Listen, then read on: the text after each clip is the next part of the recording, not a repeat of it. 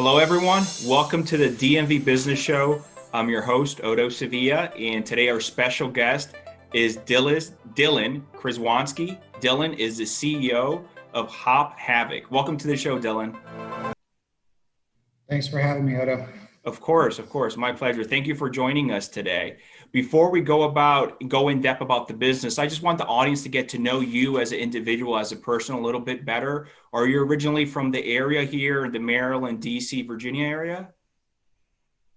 Actually, I'm not. I was born and raised in South Texas. Where in South Texas? Deep South Texas, South Padre Island, the South Padre Island, Brownsville area. So about 15 minutes from the Mexico border. That's a big party town, isn't it? From what as far as spring break around this time of the year. Yeah, it is the number 3 spring break capital of the world. Yeah, so I'm sure growing up you had some fun there, and you didn't have to go very far. No, not at all. It was a pretty interesting place to grow up. I grew up rather quickly. I was exposed to a lot of things at an early age that most kids normally don't get to see. So I think that's one of the things that's kind of helped me along the way. At the time, didn't seem like it would have any benefit anywhere, but as you progress on in life and kind of look back at things, you realize that hey, maybe growing up in that party town actually helped me out a little bit. Yeah. What would you say as far as being exposed to certain things? Where do you? Well, so, when you live in a place like that, when you're like, 8, 9 years old and you're riding your bike to the playground and you have caravans of people driving by, flashing breast and doing beer bongs out of the back of trucks. It's not something normally a kid would get to see. And seeing all that influx of people in and out all the time, at least for me, it sparked this thing in me and was like, wow, how do I, as I was growing up as a teenager, like, how do people have all these money, have this money to do this? And I see all these people, making money off of these kids coming down here. It's like, how do I start a business and get in on a piece of this?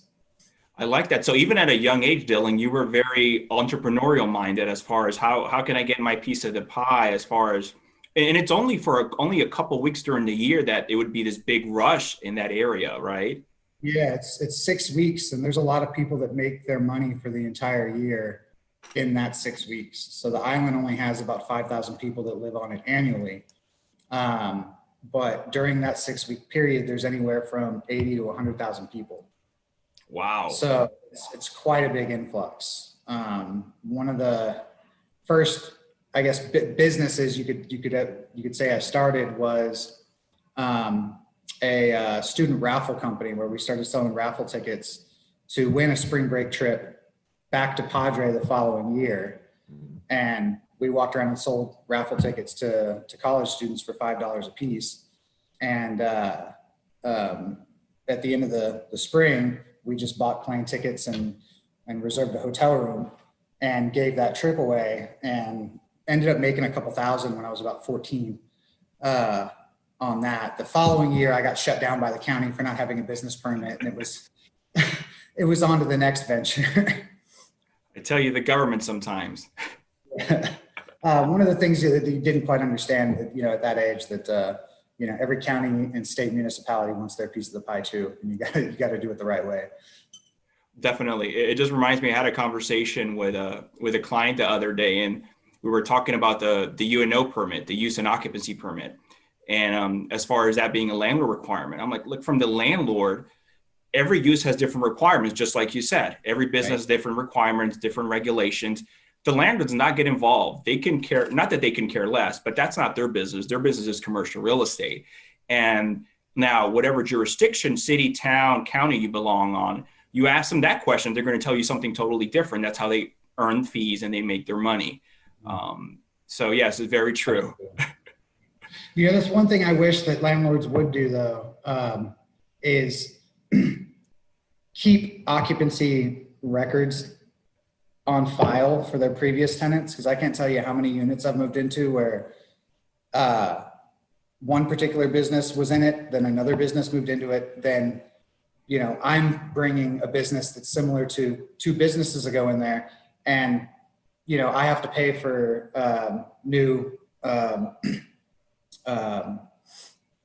sealed drawings and sealed code analysis on the change of occupancy, but it had already been done once before. And if we could just have access to that stuff, it would save, you know, save people so much money. Oh yeah. I mean, we can go into a whole kind of worm as far as what the landlord should keep records of. Yeah. So that was your first business. Now, were you living in the island, or were you sort of inland? Oh, wow. Okay. I was living on the island. That was the first business. I graduated high school 2 years early, right after my 16th birthday, and stayed on the island for about another 6 months. I had enlisted in the Navy to join the Navy nuclear program at the time. And through a series of unfortunate events that happened, didn't make it to boot camp, or didn't make it to my ship off date.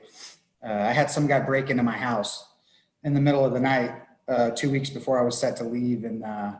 In Texas, you know, the laws are different there here as to what you can do to somebody on your property. And I ended up, you know, putting a good beating on him. And it turned out it was one of my best friends from elementary school who had kind of gone down the wrong path. And so instead of calling the police, I just called a cab and told him never to come back. Well, he in turn called the police and said that I had stabbed him in the face. So I get woken up in the middle of the night by cops pulling me out of my bed, and got charged with assault with a deadly weapon, and had to deal with that. Wow. That court date was after my ship off. I got all the charges dropped because it was an assault. I never stabbed him. And just one of those just crazy, you know, freak things that you would never expect to happen. So in turn, I got discharged from the Navy, didn't do that, and decided to go another direction.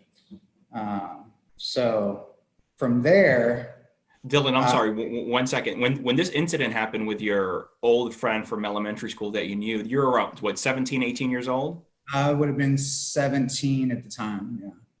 Now, you graduated high school at 16, which is pretty early. How'd you do that? I had a severe problem with authority. And the problem with me was I've had severe ADHD my entire life. And I would get my schoolwork done in the first few minutes of class and then sit around bored, which would cause me to, you know, leave class and go get into, you know, random trouble. And I ended up getting kicked out of school, kicked out of 2 high schools. And the third time around, I suggested to my parents, why don't I just go to a Montessori school where I can, you know, work at my own pace, and I'll just get school done and be done with it. So that's what we did. So when I was able to, you know, work at my own pace, it didn't have the fluff of gym, lunch, you know, homeroom, all this extra stuff. I could just go in and put my head down and work. I finished 2 years of high school in a semester and a half. Wow, that's great. It's a big difference than the public school system compared to the Montessori school system then. Yeah. Yeah. I'm curious, do you have any children yourself? I have one daughter, she's 18 months. Oh, wow. Okay, baby. Congrats. Thank you. So you still have a few years to go before she enters the school system. Just out of that experience you personally lived through yourself during sort of the latter ages of high school, what are you thinking as far as doing with your own daughter? You know, that's a good question. We've thought about homeschooling, but the problem therein lies, you know, with the lack of socializing with other students, which I really want her to get. So we've been looking into some Montessori schools as well, and kind of, you know, gearing that route if we can find something in our area. We're kind of limited as to what's available here. So that is definitely one option that we're looking at. I'd like to experience some of the public school system. You know, I want her to experience a little bit of everything if I can. Sure. So I'd like her to get a taste of the public school system, but it's definitely something I'm going to keep an eye on because I already see patterns in her at 18 months that I can definitely see turning into something that was identical to the way I acted when I was in my teens. So we definitely plan on just keeping an eye on it and, going whichever route we feel is the absolute best for her at that given time. Sure. What town or what city do you reside in? So we live in Fairplay, which is like a rural kind of farm community just outside Hagerstown. Okay. Maryland. How far are you from Hagerstown? So we're about 2 miles. I mean, it's okay. It's basically Hagerstown. It's just south of Hagerstown, about 2 miles. Okay. Okay, great. Yeah. So it is true as far as maybe Montessori school, you may be limited as far as not a ton of options then. Right. Yeah. But we have talked about the idea of if we have to, employing a driver to a better school outside the area if need be. But the way, the way me and my wife operate, we never know what we're going to be doing 2 years down the road. We're always changing our minds on things and starting new businesses and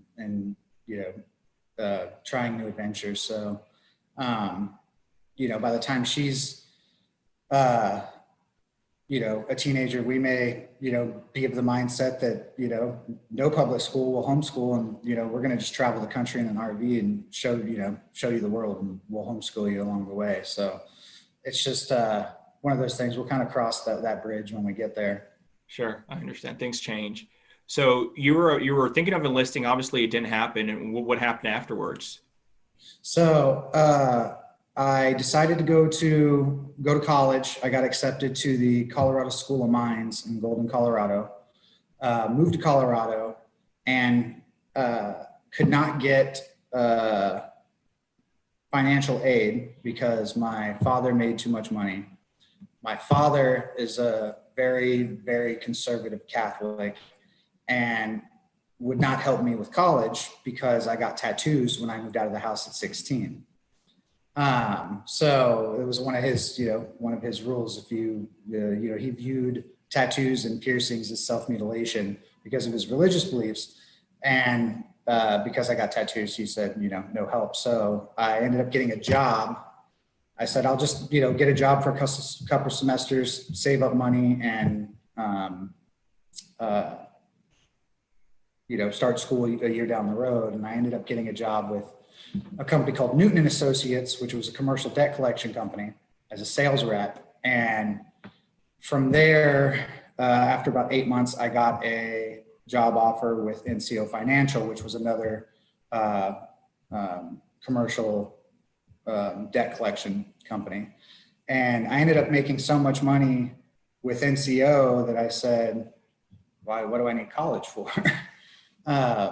So I did that for a while, and that's what spawned, I guess it would be my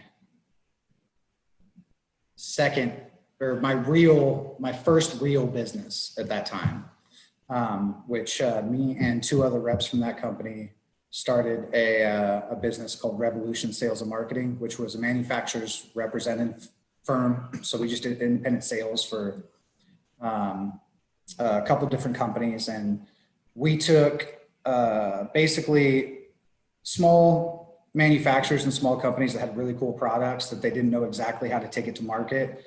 We essentially did that for them. So I don't know if you've ever seen like in gas stations or Wawa's or Sheetz or anywhere, like the little eyeglass cleaners that are like fold up in a little pouch on a keychain. Yeah. So that was originally Alpine Innovations was the company that had the patent on that started selling that. And we were responsible for really getting that little product out everywhere. Oh, that's nice. And so you were the ones responsible putting that all over as far as the retail, the gas stations and everything else. Yeah. Well, we started it. We're not the reason it's in every gas station you see, but we were the one that kind of threw the sparks on it and got major distribution into some West Coast chains and chains in the Rockies at the time. Nice. And from that, we had a company out of Australia while we were doing that approach us about distributing a fishing lure that they had invented. And they wanted us to be an exclusive distributor for them. So we kind of put all the other companies to the side and went full on with this one product, moved the company from Colorado to Florida. Florida has the second biggest, or at the time it had the largest, it was the largest market for fishing equipment in the United States. And did that for a couple of years. And being young and naive, I brought on a couple of investors and I basically allowed them to overtake the company, and trusted people a little too much. It didn't have certain things in the contract. So when we started scaling, we'd gotten that product into Boaters World, Cabela's, Walmart. And as we started scaling, the older investors didn't want to listen to a 19-year-old kid on which direction they thought we should, the company should go. So I kind of got squeezed out of that situation, and moved back to Texas for a little bit after that. What'd you learn in that right there in that instance, as far as you were one of the founders and eventually this happened and you got pushed out? Hire attorneys to review your partnership agreements before you do anything, because saving yourself $1,000 doing a rocket lawyer partnership agreement will cost you a lot of money in the long run. That's some great advice there. I'm curious, with this setup, Dylan, I've heard of similar companies. Were you getting a piece as far as the product you were pushing out to market, or how did it work? So with the original manufacturer's rep company, we were just independent sales reps. So yeah, we were just getting a sales commission on every piece of product that we pushed out. With the fishing lure company, we became their exclusive U.S. distributor. So we were buying product at X and selling it for Y. Okay, I understand. So then you moved back to Texas, and then moved back to Texas, and then so that was 2006, I believe. Yeah, 2006. I moved back to Texas. Had started or went back to my parents, my father's business. He's had a HVAC business for almost 50 years now. Went back to work for him, running his office and managing his technicians, and did that for a few months and decided that I didn't want to do that anymore. And I started a construction company that was called I Know This Guy Home Services. And it started out just pressure washing, building fence, decks, just all sorts of, random honeydews that eventually expanded into remodeling and, doing complete retrofit build out, complete guts of houses and things of that nature. I had 2 crews working for me at our largest point, and was still young, grew a little bit too big too quick, and didn't hire the right people. And so I had some guys make a mistake on a job that cost me quite a bit of money. And so at that point, I decided there's a couple factors there. One, I was married at the time, and my wife's, this is my first wife. Her mother got diagnosed with cancer. We had to move back to South Texas to take care of her, where this business was up in Corpus Christi when we started that. And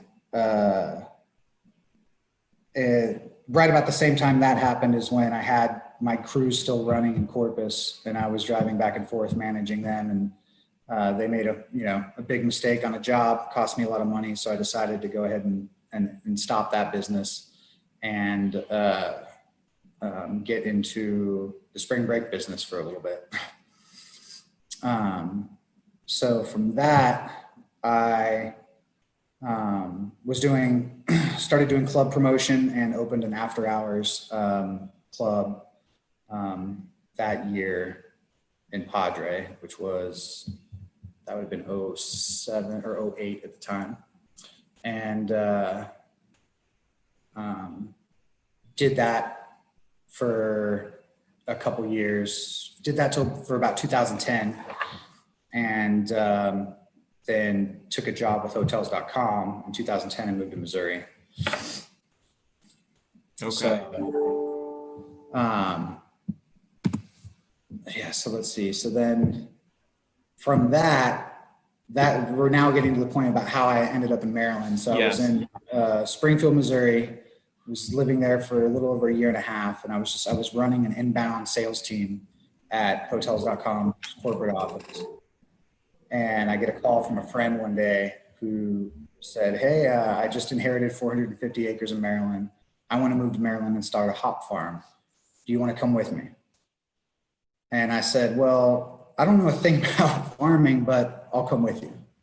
And I'll check it out, take a week vacation, but I'm not gonna really jump into this thing with you. So put in for some vacation time, came out to check out his property, and he convinced me to stay on the project. And, that's how I ended up here.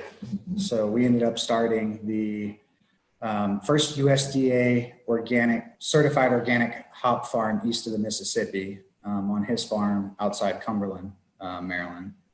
And from that expanded into managing other smaller hop yards throughout the Maryland, Virginia, West Virginia area.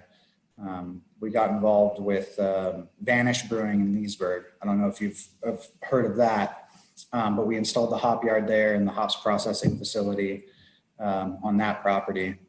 And then in 2016, we weren't really seeing eye to eye on which direction the business, should go. And I decided to step away and leave and start Hop Havoc.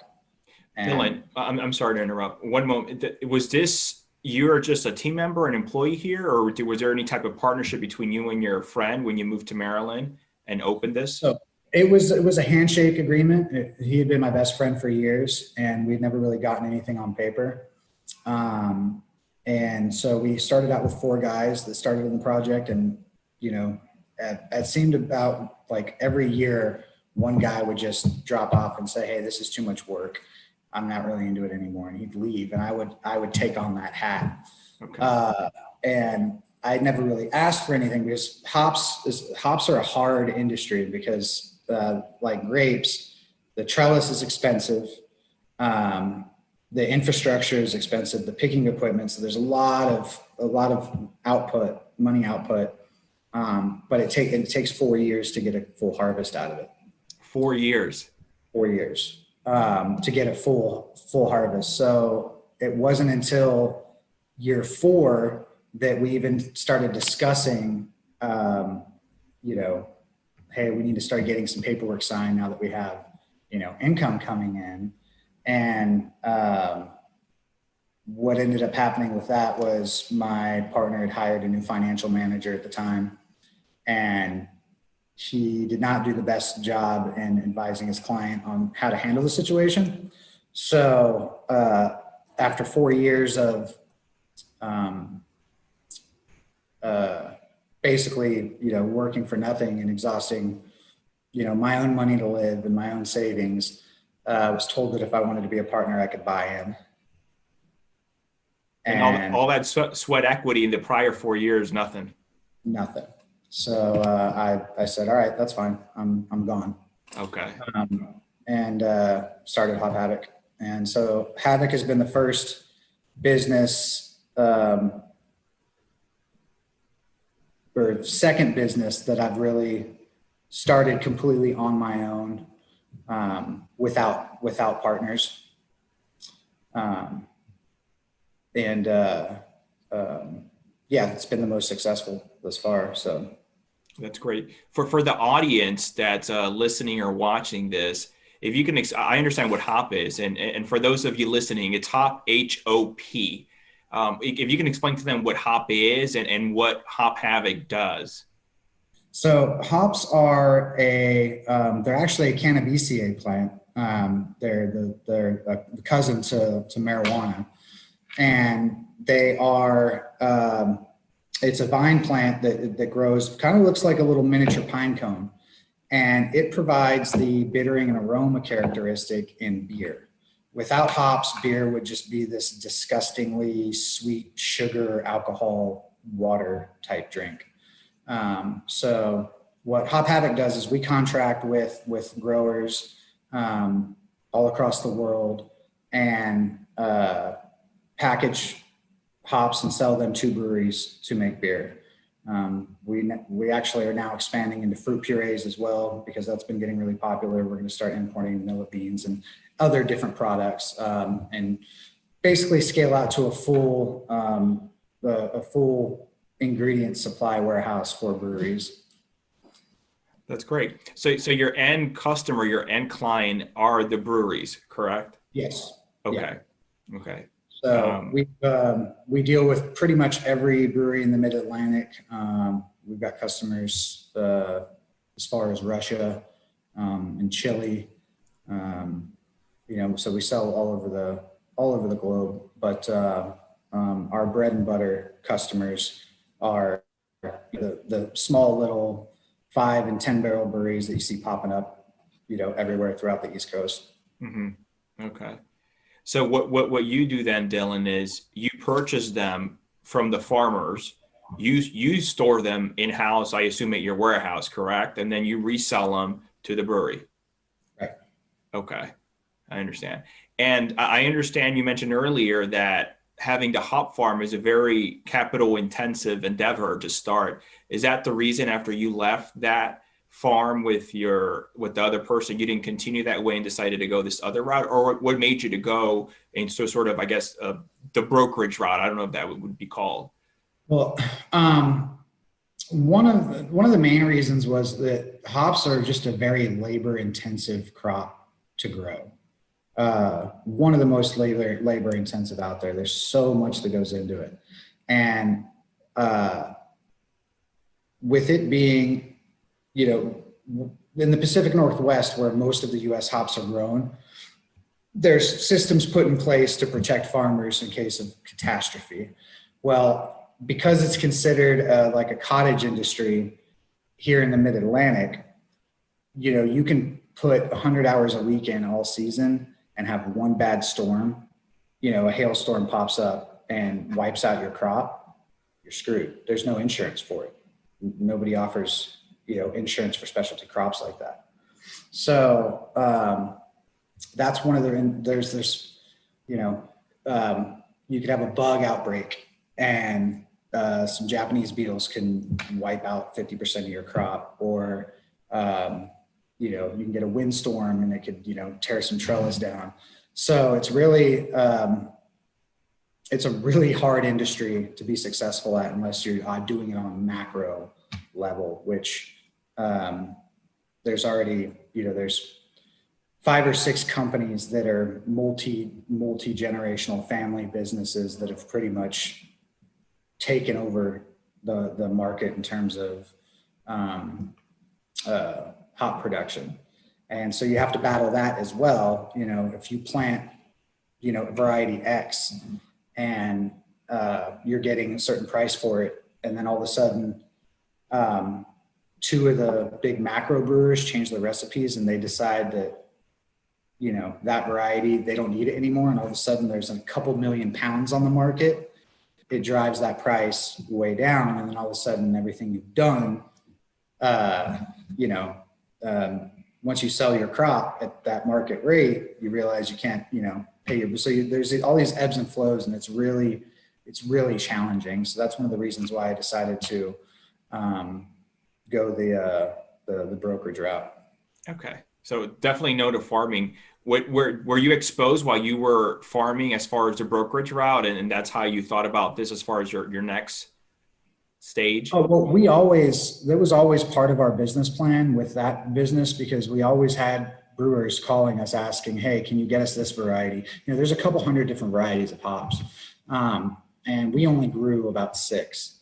So our customers that were buying product from our farm constantly ask us, hey, can you get us this? Can you get us that? You know where to find this? And so we'd always planned on taking that step in terms of our business model, and hadn't really implemented it at that point. And then when I left, I just decided to go that route. And when you left, basically you just set up shop, just you solo on your own, and you're like, okay, I already have these pre-existing relationships from what I was doing. Let me just start making some phone calls or emails and see. Yeah. So I had contacted basically every grower that I knew, that I had met and developed relationships with at different conferences that I'd gone to, growing conferences that I'd gone to over the years, and, you know, started developing my source, and then reaching out to customers and letting them know, you know, the new varieties I had. So that's kind of how we got started, and how we grew was a completely different beast in itself. We brought something to the industry that really hadn't been seen ever. The industry is, the hop industry is controlled, and it's, for lack of a better term, controlled by somewhat of a cartel. It's, you know, multi-generational farmers that are, you know, family run, and several families have gotten together and bought and like all the processing companies, and pretty much swallowed the industry up into like 5 or 6 main grower suppliers, and they don't like new entrants into the industry. They hold things really, you know, tight to the chest. They don't like new players, so it's almost impossible to even start to work with these guys, because unless you're a brewery with a licensed brewing license that you can supply them, they won't even have a conversation with you. So things were really shrouded and dark in the, you know, in the industry. You know, a few years ago, guys were ordering hops from suppliers, and they wouldn't even be a price. They just knew they needed the hops. They would order them, and then they would get an invoice after the fact, and it would be priced at whatever they felt like pricing it at the time. So one of the things that we did, and there was only one e-commerce business online that you could order hops from commercially, and you had to go through an application process to get a login to even order. What we did was, we were one of the first e-com people to just put our prices on our website and make it completely transparent. And there was that, along with 2 other vendors one other vendor, Michigan Hop Alliance, who Brian Tennis is a good friend of mine. He's one of the largest growers in Michigan, and kind of does the same thing we do. He did the same thing on his website, and then another business that was started by a brewer called the Lupulin Exchange, which was an online platform that allowed brewers to sell their contracted hops to other breweries if they had too much. And it really kind of, it paved the way for transparency in the market. And when a lot of people realized that they were getting price gouged on some things, they really leaned towards coming to us because we were completely transparent from the get-go. Wow. So that transparency definitely helped the growth of the business. Yeah, 1000%. That and our customer service. You can't, with iPhones and technology and this instant gratification that everybody gets, you almost have to provide an experience for everybody, because it no longer is just, having a good product or having a good price. The customer experience has to be the number one thing in my book. And that's really what we've tailored our business around. That's great. So you build this great website providing transparency to the industry. And it sounds like most of your clients, you said, are from east of the Mississippi, right? Well, no. So we do business with a lot of people east of the Mississippi, but there's probably just short of 8,000 active breweries in the United States right now. We've done business with about 2,500 of them. And it ranges anywhere from, we have customers in every state, Alaska, Hawaii. We've got customers in, Chile, Antigua, Guatemala, Nicaragua, Costa Rica, Russia, New Zealand, Germany.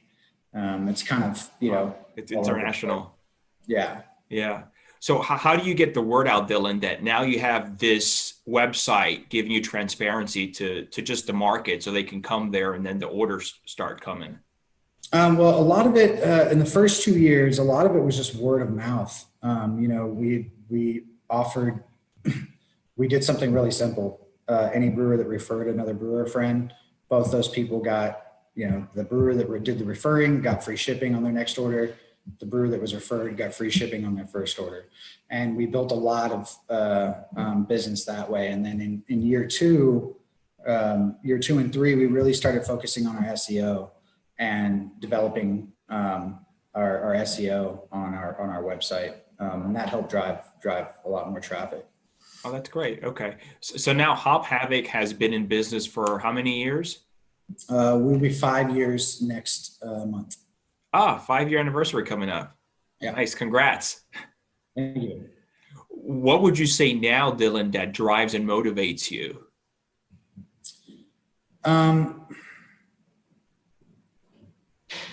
That's a good question, because it still changes from day to day. Sorry, give me 1 second. My dog just started freaking out. Really what drives me now is my employees. Trying to build them up to a point where they can eventually take the business over from me and own it themselves. We've kind of really developed, we're pretty a family over there. And really what drives me going forward, actually over the last, since we got listed on the Inc. 500, I've gotten no less than a half a dozen or no less than 2 dozen acquisition calls and, investment banks looking to buy us out. And the first thing I tell them is at the beginning of every call is that, I want to protect my employees, and any deal that's going to be done guarantees their employment, and that kills the call after that. So really it's the business is nothing without the team behind it. And so it's growing my employees. Everybody I hire to try and grow up into larger positions. And recently, over the last 2 years, we've started helping other businesses basically get going. When we started, I had no bank. I started Hop Havoc with $200 in my checking account. I had exhausted all my savings on the farm.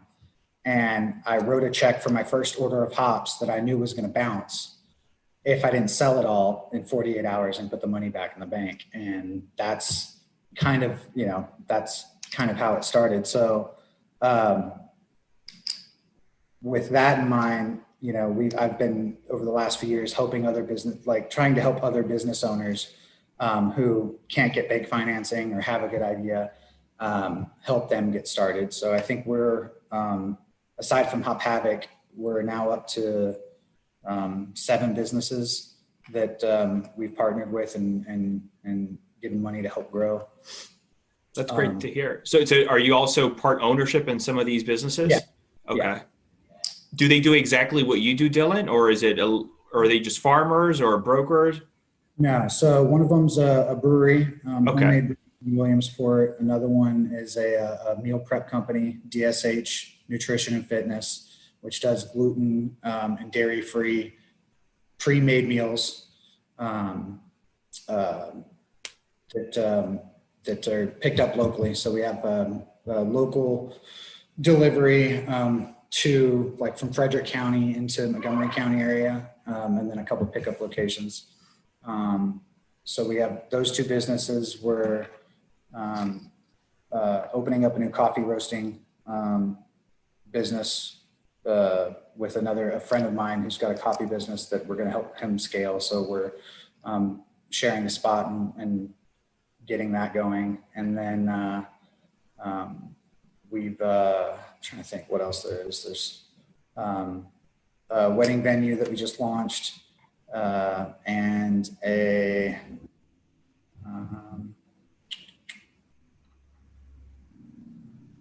there's one other one.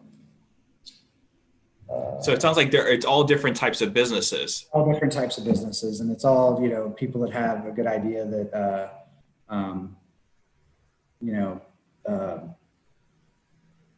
that a bank won't really necessarily lend money to. Especially with COVID, it's like trying to get money from a bank. It's like you almost have to give them cash, and have them loan against that, the money you already had. It's interesting the way some things have shaken out. But the other one's a mobile media blasting company that we just invested in as well. So that was the last one. That's great. So you're basically coming in as an investor. You're bankrolling some of the original initial capital, and I'm sure it sounds like there's also some type of mentorship, you advising them on how to grow. Right. Providing a lot of the back end stuff that really, puts new business owners in the weeds, teaching them, showing some of the mistakes that I've made and my endeavors prior, and learning from those, and, kind of knowing what not to do, and trying to bring them through the curve, a little bit quicker than they would be otherwise, on their own. It sounds interesting. It's almost like a small private equity company you have there investing in other companies. Somewhat. Yeah. Somewhat. How are you finding these investments? I'm curious.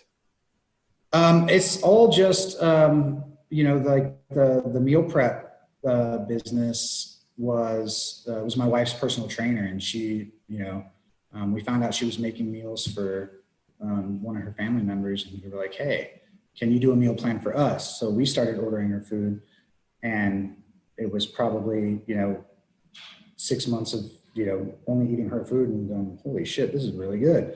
And through the people that we had told about the meals, just through word of mouth, people were inquiring, and it was like, hey, there's something here, let's do something with it. Sure. You were mentioning earlier your employees and the importance of the team, and how eventually what you see is them having ownership in Hop Havoc. Do you see yourself in the future sort of completely out and their 100% ownership, or do you still see yourself as far as having a role there?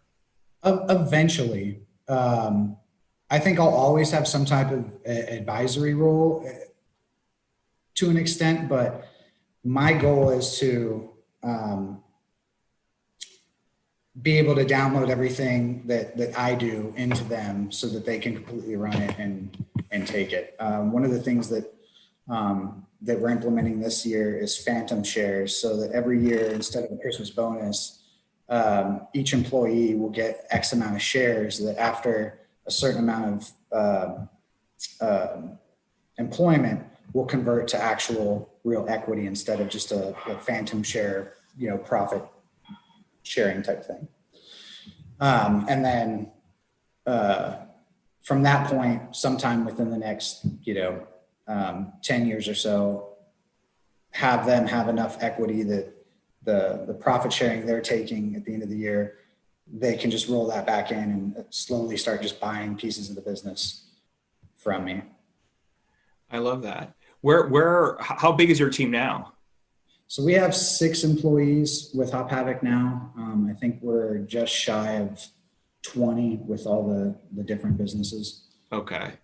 And as far as your Hop Havoc team, what you're proposing is great. You're basically providing them an opportunity for ownership if that's what they choose to do so. Right. And as you mentioned, some may just choose, hey, give me the cash bonus. I want to go buy this whatever new toy is. But then that sort of weeds out the different types of people. How are you finding your team?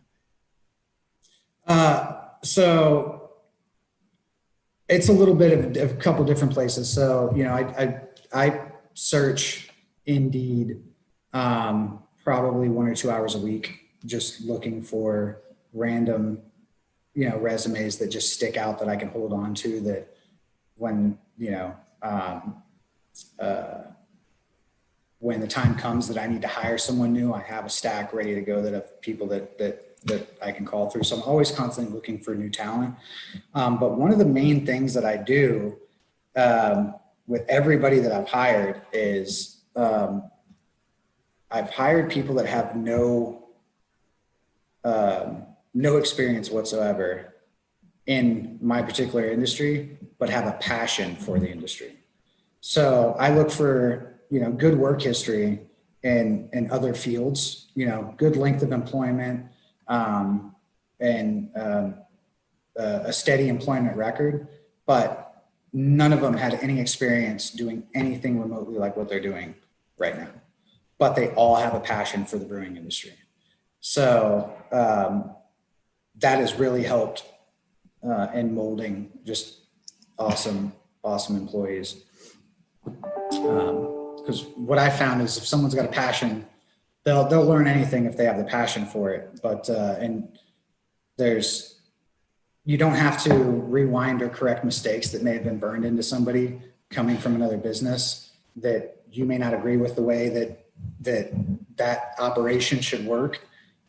So you're basically given a blank slate of, someone to just mold into the perfect employee for that particular business or position. That's great. You have such a rich history with your previous experience with the other companies, with Hop Havoc, and even your investments. What would you say you're most proud of thus far in your business career? The thing I'm most proud of is being able to have my partners in my other businesses take checks home and provide for their families for a business that they own and that they're operating. That's really what I used to think when I started Havoc, my version of success was being able to automate my business and come in on Thursday afternoons and cut checks and leave, and not having to, work. And that has shifted over the years to now my definitions of success is being able to help as many people start new businesses that otherwise maybe wouldn't have had, been able to, because 1, they either couldn't find funding, or 2, they just didn't think they had it in them to do it. Okay. I'm glad you mentioned that, Dylan. I forgot what the statistics are, but the majority, I know it's over half of small businesses fail within the first 5 years or so. So how do you personally, I'm sure you're not just doling out money to anyone who says, hey, Dylan, I want to start a business. So how do you personally choose and select what business, what individual to sort of back? And what are maybe just one or two or three things that you would recommend for a startup founder that they should focus on? You know, really, there's really no metric to it for me. I have, and one of the things that growing up in the area that I grew up in taught me was I met a lot of people, that I would, you're never going to see again outside of those 3 weeks. So that brought in a lot of riffraff and a lot of people that weren't necessarily the nicest of people.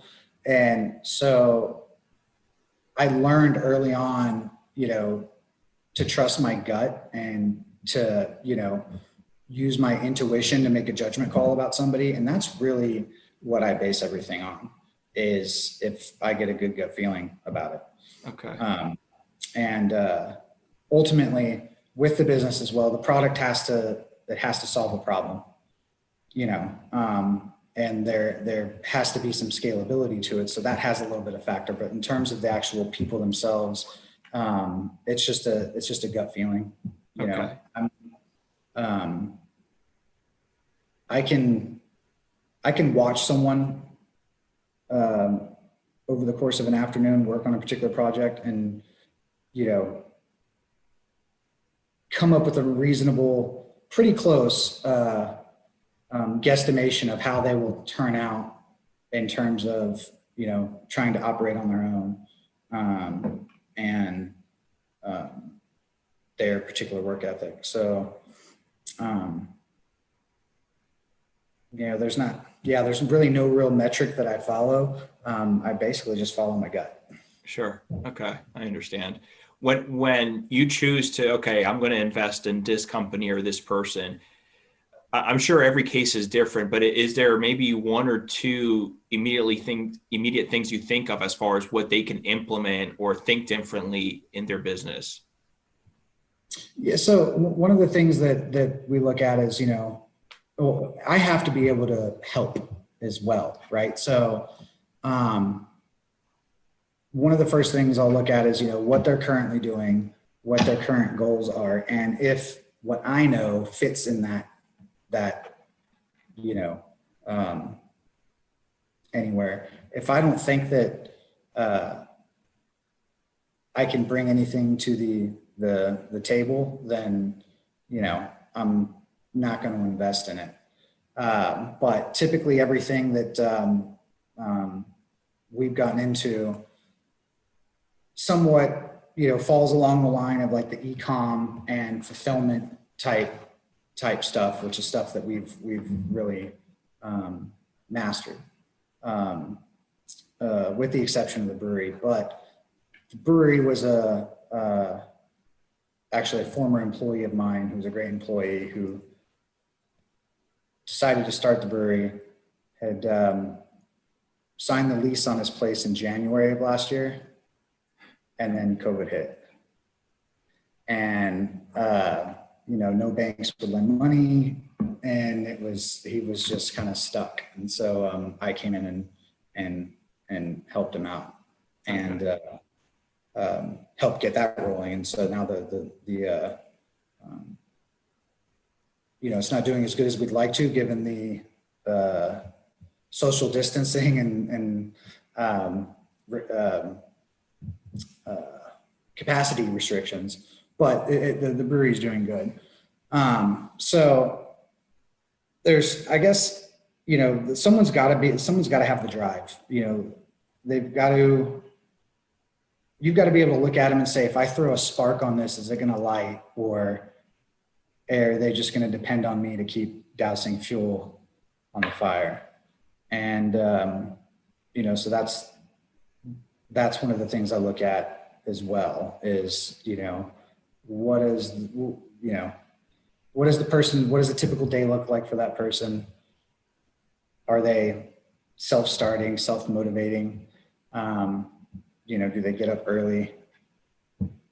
Do they, follow a regimented routine, or do they, wake up at 11 o'clock in the afternoon and play video games because they're, so there's a lot of qualifying questions that, I'm sure I probably asked people in the process, but I've never really quantified it really down to hey, this, and this is what I look for. It's just really all just boils down to a gut feeling.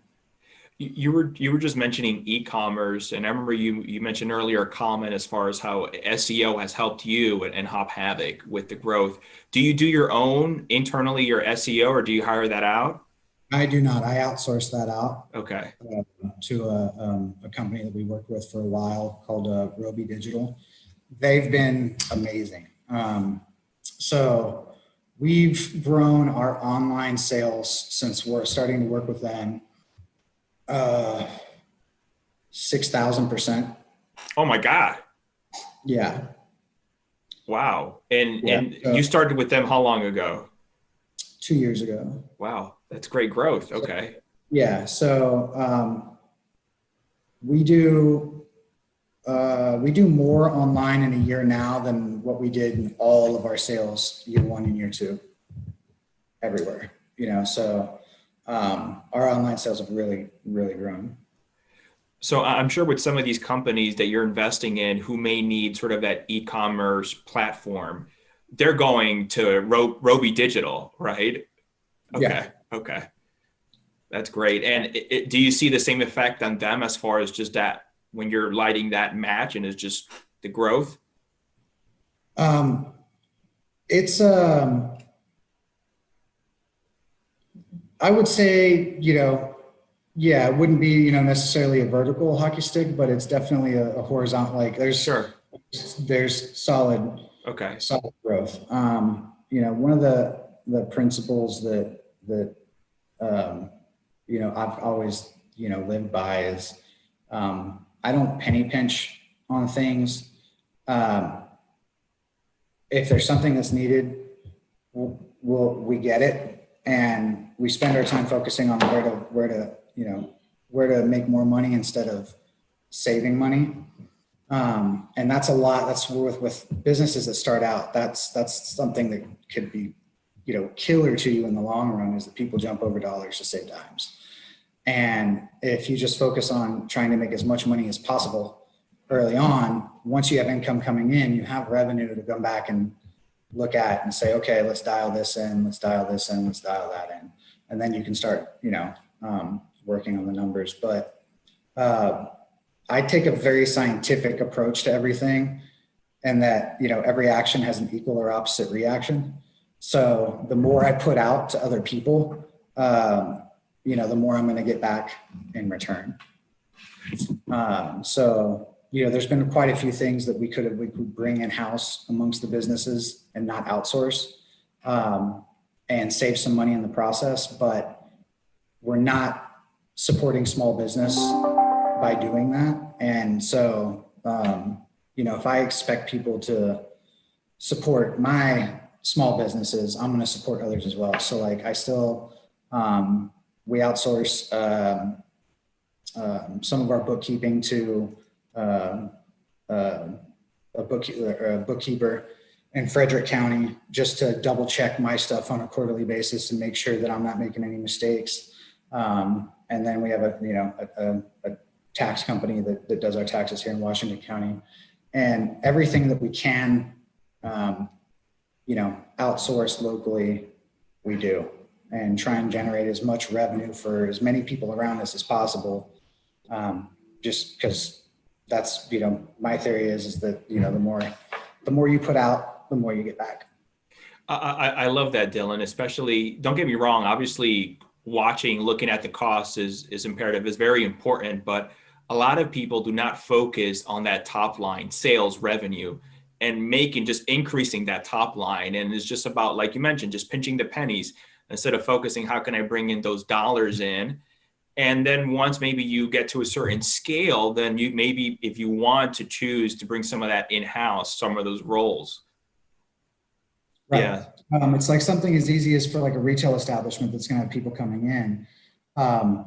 Every business that I've been partnered in, or even just given advice to, that has retail, one of the things I tell them is spend the extra money and get a company like Cintas or Cisco or somebody to come in and do your rugs and fill your toiletries. Yes, you can do it, but how much time does that take you a week? And where else could that time be spent? So you take that off your plate while you're launching and opening and getting things dialed in. And then once you start generating income and you get through a quarter, you can look at, okay, how much time do I have to devote to this? This is how much it costs. Is this worth my time input here? And you can make the decision at that point. But I think it really, trying to save money in the beginning really costs businesses money in the long run. Instead of focusing on how do I generate as much money as fast as possible and spending whatever it takes to get there versus, and then, tailoring back your expenses once you have that revenue stream versus going the other direction. I guess what it comes down to is more of that growth mindset instead of not scared. I'm trying to think of the more appropriate word to use, more conservative mindset right. When it comes to business. Yeah. Yeah. Sorry, what were you saying? No, go ahead, Dylan. Yeah, I was very conservative with my businesses, and I can sit back and quantify, looking back on it, I can quantify how much money that cost me over the 2 years trailing that I made the decisions I made. And when you look back at that, that's huge. Case in point, the business park that my warehouse is in had a 4,500 square foot unit for rent at the same time that they had my unit, that's my larger unit that I'm in now. Or it was 4,500 square feet bigger.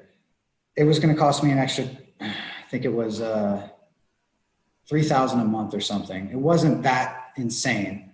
And I said, no, I'm going to go with the cheaper unit and move into that. I had outgrown that unit before I moved into it. By the time we got all the permitting and everything and got my refrigeration built out, I now have 5 units, 5 smaller units that equal more than that original unit that I have to shuffle, product between all these warehouses in this business park because I just didn't take the bigger unit. Oh, and they're not they're not contiguous. They're not next to each other. Okay. No. So, we do a lot of forklifting of product back and forth from dock to dock, but, that's one of those things that I make sure that I drill into everybody I talk to now is plan for that growth, because if you don't, it's going to hinder your top line and it's going to hinder your sales. That's great. What would you say is your biggest challenge now with your role in Hop Havoc? The biggest challenge, right now, the biggest challenge has been navigating the COVID. We've had so many customers that got shut down that they couldn't open their tap rooms up for 3 months out of last year. And so the hardest thing is navigating that, and the way that we have to buy our product, we have to contract with our growers years out. So like right now I'm finalizing my contracts for this coming up crop year and the next crop year. Well, I have to do projections for my annual sales on these varieties coming off of a year where, we just came off COVID and there's, so many people were shut down and ordering volume wasn't there. And we had other customers that shifted really well with COVID and went to a complete can and self-distribution model, which they actually grew. So analyzing those numbers and trying to come up with realistic projections, because at the end of the year, if we over contract by, a few thousand pounds, that product could mean a quarter of our net profit for the year. So it's a tricky tightrope walk in terms of that aspect. But besides that,